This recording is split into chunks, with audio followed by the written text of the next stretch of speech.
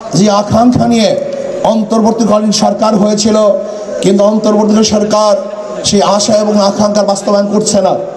আজকে বিতর্কিত সদস্য নিয়ে পুরা সরকারকে প্রশ্নবিদ্ধ করেছে। ফারুকী সাহেবকে অন্তর্বর্তীকালীন সরকারের সদস্য কেন নেওয়া হয়েছে এই জাতি জানতে চায়। সব জায়গা থেকে এই বিতর্কিত সদস্যের ব্যাপারে আওয়াজ উঠলেও ফ্যাসিস্ট শেখ হাসিনার মতো ঘাড় তাড়াবাই করে এখনো সেই ফারুকীকে বিদায় দেওয়া হয় নাই, বরং সেখানেই রাখা হয়েছে। আমি বলবো এটা অন্তর্বর্তীকালীন সরকারের জন্য অকল্যাণ, এটা ঠিক কাজ করেন নাই। যাই হোক, দ্রব্যমূল্যের ঊর্ধ্বগতি এখন পর্যন্ত আপনি নিয়ন্ত্রণে আনতে পারেন নাই। চাঁদা বেড়ে গেছে, আপনারা দেখেছেন এই পর্যন্ত প্রায় 500-র উপরে খুন হয়েছে, 4000-এর উপরে ধর্ষণ, ইফটিজিং, চুরি, ডাকাতির মামলা হয়েছে 4000-এর উপরে। এইগুলি আমরা চাই নাই। এই জাতি কোনো অবস্থাতেই নির্বিচারে হত্যার বাংলাদেশে দেখতে চায় না। আজকে ভারতকে বলবো, আপনি উস্কানি দিচ্ছেন, পায়ে পাড়া দিয়ে আমাদের সাথে যুদ্ধ করতে চান। আজকে ভারতের একদল দালালরা আমাদের দেশকে অস্থিতিশীল করার চক্রান্ত করতেছে। আমি বলবো, ইসকন এটা হিন্দুদের কোনো সংগঠন নয়, এটা সন্ত্রাসীদের সংগঠন, এটা টেররিস্টদের সংগঠন। এরা সন্ত্রাসবাদ কায়েম করতে চায়, এই দেশকে ধ্বংস করতে চায়, এই ভূখণ্ডকে ধ্বংস করতে চায়। আমি অন্তর্বর্তী সরকারকে বলবো, ইসকনকে নিষিদ্ধ করুন। যেই ভারতের মধ্যে ধর্মীয় মসজিদগুলিকে ধ্বংস করা হচ্ছে, যেই ভারতের মধ্যে বারবার হিন্দু মুসলিম দাঙ্গা সৃষ্টি করার জন্য উগ্রবাদীরা চক্রান্ত করছে, যেই ভারত আমাদের সাথে 71-এ বৈষম্য করেছে, 71-এর স্বাধীনতার পরে 30,000 কোটি টাকার সম্পত্তি ভারত লুট করেছে।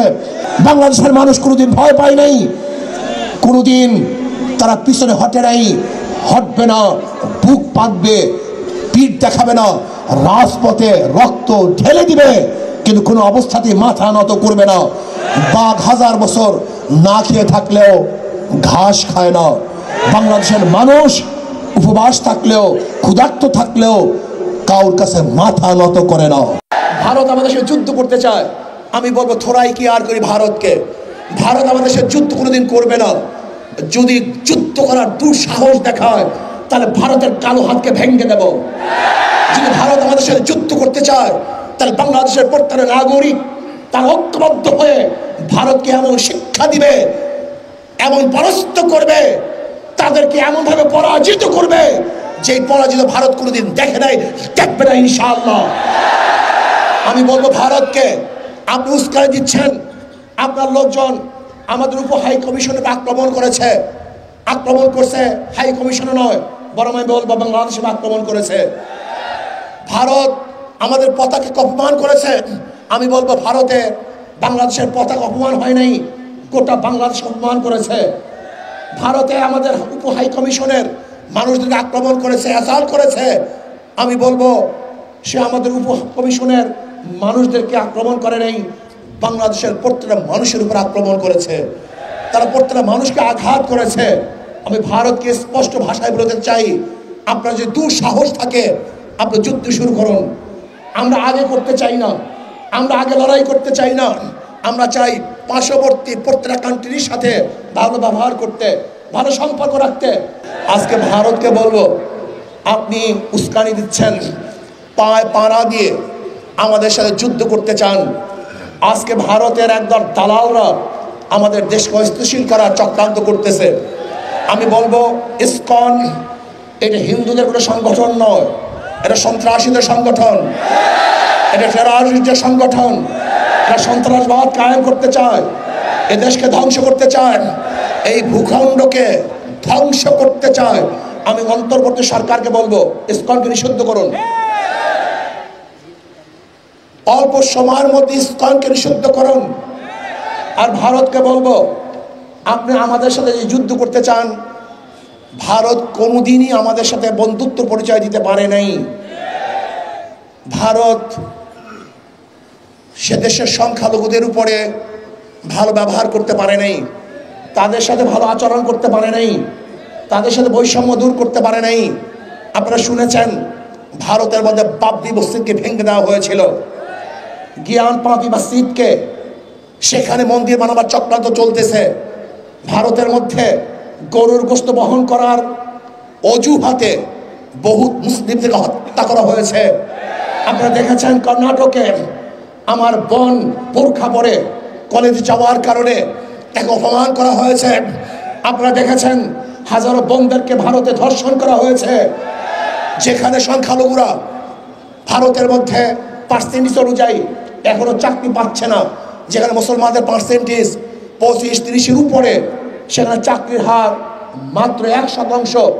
অথচ বাংলাদেশের সংখ্যালঘুদের হার কত আর চাকরির হার কত আপনি জানেন? 37% আজকে সংখ্যালঘুদের চাকরি, 37%। আমাদের মুসলমানদের চেয়েও তাদের চাকরির পার্সেন্টেজ অনেক বেশি। এরপর আমরা বৈষম্য করছি, অথচ যে ভারতের মধ্যে ধর্মীয় অনুষ্ঠান পালন করতে দেয় না, যেই ভারতের মধ্যে ধর্মীয় মসজিদগুলিকে ধ্বংস করা হচ্ছে, যেই ভারতের মধ্যে বারবার হিন্দু মুসলিম দাঙ্গা সৃষ্টি করার জন্য উগ্রবাদীরা চক্রান্ত করছে, যেই ভারত আমাদের সাথে 71-এ বৈষম্য করেছে, 71-এর স্বাধীনতার পরে 30,000 কোটি টাকার সম্পত্তি ভারত লুট করেছে। আপনি কি জানেন 71-এ এই ভারত আমাদের বাংলাদেশ থেকে বাথরুমের ভালো ভালো টেপগুলি নিয়ে গেছে, বাথরুমের ভেসিনগুলি নিয়ে গেছে, যেই ঘরের মধ্যে ভালো আলমিরা ছিল সেই আলমিরাগুলো পর্যন্ত ভারত নিয়ে গেছে।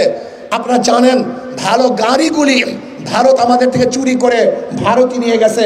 আমাদের দেশে হাজার অস্ত্র ভারত ডাকাতি করে নিয়ে গেছে। ভারত আমাদের সাথে আজ পর্যন্ত ভালো বন্ধুত্ব পরিচয় দিতে পারে নাই। 25 সালা গোলামি চুক্তির মাধ্যমে ভারত আমাদেরকে গোলাম বানিয়েছে। ভারত ফরাক্কাবাদে বাদ দিয়ে আমাদেরকে মরুভূমিতে পরিণত করেছে, আমাদেরকে না খেয়ে মারার চক্রান্ত ভারত করেছে।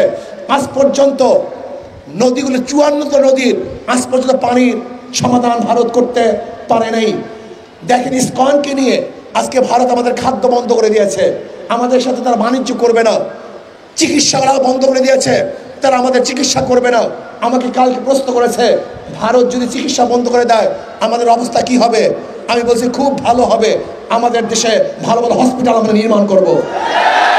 ভারত যদি চিকিৎসা বন্ধ করে দেয় আমাদের দেশে হাজারো ভালো ভালো ডাক্তার আমরা তৈরি করব। ভারত যদি খাদ্য বন্ধ করে দেয় আমাদের বাংলাদেশের প্রত্যেকটা মানুষ আমরা কৃষক হয়ে যাব, আমি নিজেও কৃষক হয়ে যাব। বাংলাদেশের 1 ইঞ্চি মাটি খালি থাকবে না যেখানে কৃষি করা হবে না। ভারত যদি আমাদের পানি বন্ধ করে দেয় তাহলে আমরা তাদের সাথে যুদ্ধ করে আমাদের ন্যায্য অধিকার আমরা আদায় করব। ভারত আমাদের সাথে যুদ্ধ করতে চায়, আমি বলবো থোড়াই কি আর করি ভারতকে। ভারত আমাদের সাথে যুদ্ধ কোনোদিন করবে না। যদি যুদ্ধ করার দুঃসাহস দেখায় তাহলে ভারতের কালো হাতকে ভেঙে দেব। যদি ভারত আমাদের সাথে যুদ্ধ করতে চায় তাহলে বাংলাদেশের প্রত্যেকটা নাগরিক তার ঐক্যবদ্ধ হয়ে ভারতকে এমন শিক্ষা দিবে, এমন পরাস্ত করবে, তাদেরকে এমনভাবে পরাজিত করবে যেই পরাজিত ভারত কোনোদিন দেখে নাই, দেখবে না ইনশাআল্লাহ। আমি বলবো ভারতকে আপনি উস্কানি দিচ্ছেন, আপনার লোকজন আমাদের উপর হাই কমিশনে আক্রমণ করেছে, আক্রমণ করছে হাই কমিশনে নয়, বরং আমি বলবো বাংলাদেশে আক্রমণ করেছে। ভারত আমাদের পতাকাকে অপমান করেছে, আমি বলবো ভারতে বাংলাদেশের পতাকা অপমান হয় নাই, গোটা বাংলাদেশ অপমান করেছে। ভারতে আমাদের উপ হাই কমিশনের মানুষদেরকে আক্রমণ করেছে, অ্যাসাল্ট করেছে, আমি বলবো সে আমাদের উপ কমিশনের মানুষদেরকে আক্রমণ করে নাই, বাংলাদেশের প্রত্যেকটা মানুষের উপর আক্রমণ করেছে, তারা প্রত্যেকটা মানুষকে আঘাত করেছে। আমি ভারতকে স্পষ্ট ভাষায় বলতে চাই, আপনার যদি দুঃসাহস থাকে আপনি যুদ্ধ শুরু করুন। আমরা আগে করতে চাই না, আমরা আগে লড়াই করতে চাই না, আমরা চাই পার্শ্ববর্তী প্রত্যেকটা কান্ট্রির সাথে ভালো ব্যবহার করতে, ভালো সম্পর্ক রাখতে। কিন্তু কেউ যদি আমাদের আঙ্গুল তুলে ওই আঙ্গুল হাতে রাখা হবে না, কেউ যদি আমাদের চক্ষু তুলে ওই চক্ষু শরীরের মধ্যে থাকবে না, কেউ যদি আমাদের সাথে লড়তে আসে ওই পাওকে ভেঙে দেব আমরা ভয় পাই না, বাংলাদেশের মানুষ কোনোদিন ভয় পায় নাই। কোনোদিন তারা পিছনে হটে নাই, হটবে না, বুক পাতবে, পিঠ দেখাবে না, রাজপথে রক্ত ঢেলে দিবে, কিন্তু কোনো অবস্থাতেই মাথা নত করবে না। বাঘ 1000 বছর না খেয়ে থাকলেও ঘাস খায় না। বাংলাদেশের মানুষ উপবাস থাকলেও, ক্ষুধার্ত থাকলেও কাউর কাছে মাথা নত করে না। আমরা বাদশার জাত, বাঘের জাত, আমাদের ইতিহাস আছে। আমরা জীবন বা লড়াই করে এই বাংলাদেশকে রক্ষা করেছি, এখনো করব, ভবিষ্যতেও করব। তৈয়ার থাকুন। ভারতের যে কোনো আগ্রাসী হামলার থেকে আমরা ইনশাআল্লাহ অবশ্যই তাদেরকে প্রতিহত করব, বাধা দেব, এদেশকে স্বাধীন রাখবো ইনশাআল্লাহ। আজকে হোক কালকে হোক ইসলাম হুকুমাত কায়েম করব। আল্লাহ আমাকে এবং আমাদের সবাইকে ইসলাম হুকুমাত কায়েম করার তৌফিক দান করেন।